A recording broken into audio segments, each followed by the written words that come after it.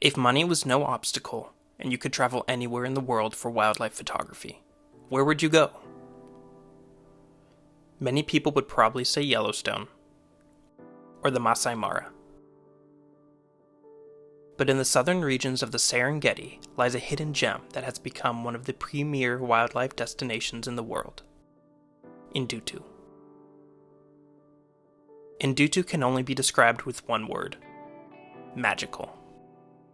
Here you will find some of the most rare and iconic scenes in all of Africa, and that's exactly why it should be at the top of every wildlife photographer's bucket list. For the past 3 weeks, I had been traveling across East Africa, and my epic journey was reaching its finale here in Ndutu. Unlike the past few days in the open plains of the Serengeti, Ndutu is a mixture of woodlands, marshes, and short grasslands. Our first morning drive in Ndutu began with excitement, as we had heard of a pride of lions on the move just as the sun was rising. We found them relatively quickly, but I was far more focused on photos than videos at this point, so I don't have too much footage to show from the encounter. But I'll let these next couple of photos speak for themselves.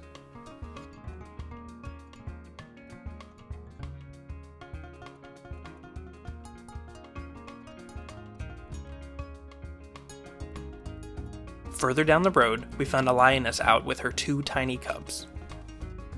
These were by far the youngest and cutest lion cubs that I had ever seen.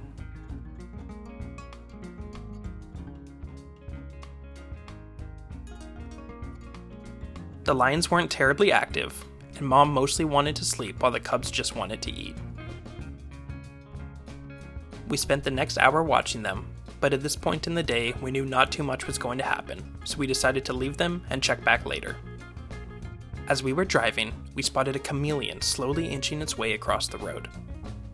I had never actually photographed one before, so I decided to snap a few quick shots of the funny reptile.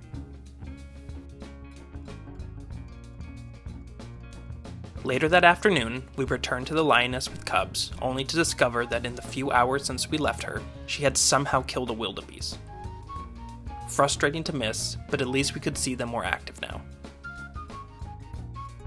While Mom was eating, the cubs just seemed to want to play.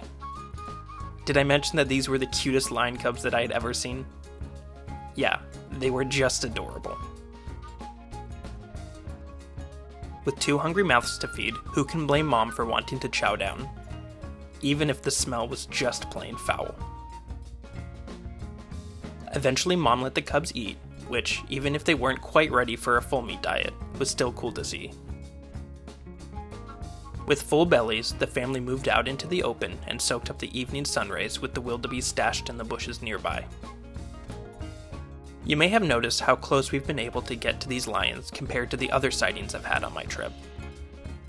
That's because Ndutu allows off-roading, and while the animals are always given respect and space, it means you can position yourself much easier for photography. Seeing young lion cubs like this is such a special treat, and one of the many reasons why Ndutu is so popular amongst wildlife photographers. The next morning, we were back at the scene with the mom and cubs, except this time, they weren't alone. The cubs were nervous and looking out in the distance. The pride males had joined up with them, and they were out on patrol in the Ndutu marshes.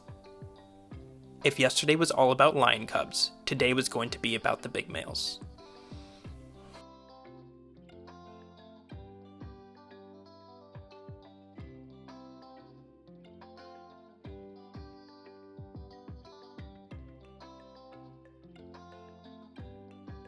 After snagging some lion photos I was happy with, we decided to head for the open plains which we hadn't visited yet. Here we had caught up with the great wildebeest migration, and thousands of them were running in a single file line across the short grasslands. It made for a great spot to stop for breakfast, and watching all these wildebeest walk by is one of the coolest sights that you can have on an African safari. Like I said, Ndutu is just magical. We were here at the tail end of the migration in Ndutu, so at this point most of the wildebeest had already given birth, but they were still in the area moving from grassland to grassland for food. I tried making a fun little time lapse on my phone while I ate, which, as you can see, lasted quite a while because there were just so many wildebeest. It was almost an hour straight of non-stop wildebeest walking by. But this did also give me the chance to practice some slow panning shots, which I hadn't really done before.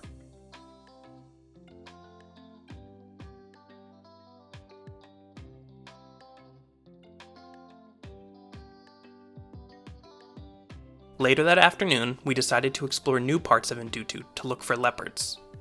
We found plenty of giraffes in the woodlands, but sadly no cats. Still, it was a great evening drive, and the sunsets in Ndutu are always worth photographing.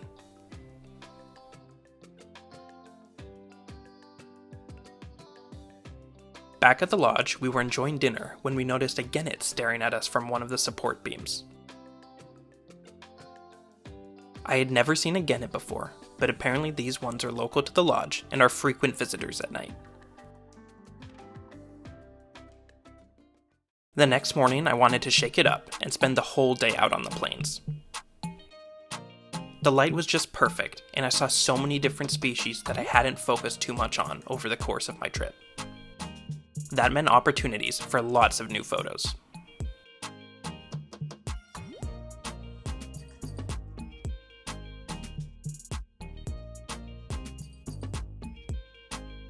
We headed further and further across the plains, with the woodlands of Ndutu quickly disappearing behind us.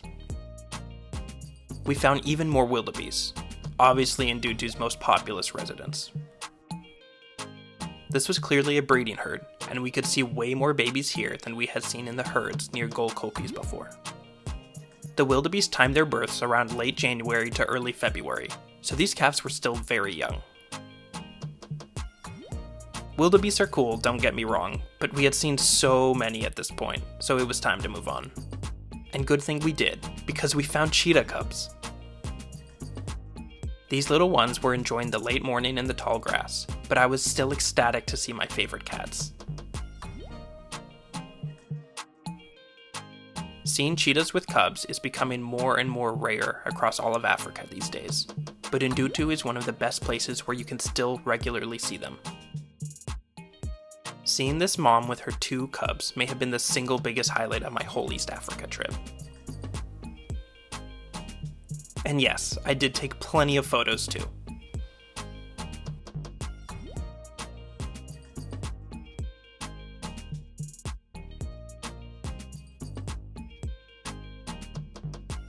It was getting late, so we decided to head back to camp since we were so far. We saw some stampeding wildebeest and quickly realized that there was a nearby hyena that was spooking them.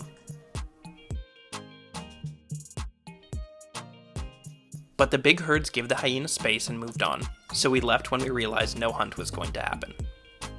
Just as we were heading back, we found a giraffe carcass that dozens of vultures were all over. Apparently this male had died after a fight with another male giraffe, and now the vultures got to enjoy the spoils. Nature really is metal. That afternoon, we headed back to the plains, where in the grass I spotted one of the rarest animals that you can see on safari. The African wildcat, the ancestor of our very own domestic cats. Just when I felt like I couldn't get luckier, we found another cheetah with a cub nearby. In one day on the plains, I had already found 2 separate cheetahs with cubs. This would be considered lucky anywhere else, but in Ndutu, this is just your average game drive. The pair weren't being too active yet, but I knew it was just a matter of time before they would get moving again. Unfortunately, we were beginning to lose light, but even though we didn't spend that much time with the pair, I came away with some of my favorite cheetah shots yet.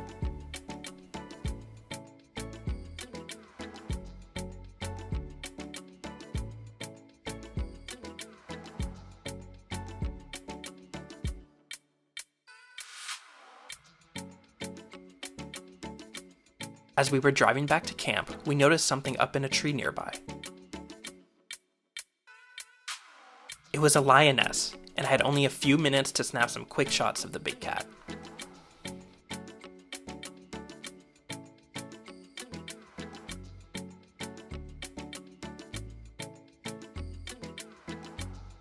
Like all good things though, our time in Ndutu was coming to a close, and it was time for one final morning game drive. We headed back to the marshes to see if we could find the lioness with cubs again. It took a bit of searching, but finally we found them in almost the same place we had left them a few days earlier. The Cubs were playing, and it was a great final scene to enjoy in Ndutu.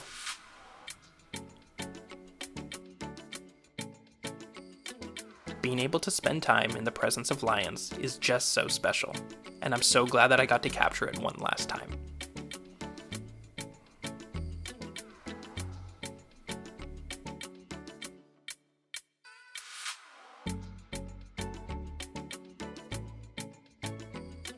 As we headed out, a herd of wildebeest was moving through the marsh, a classic Ndutu finale to the trip.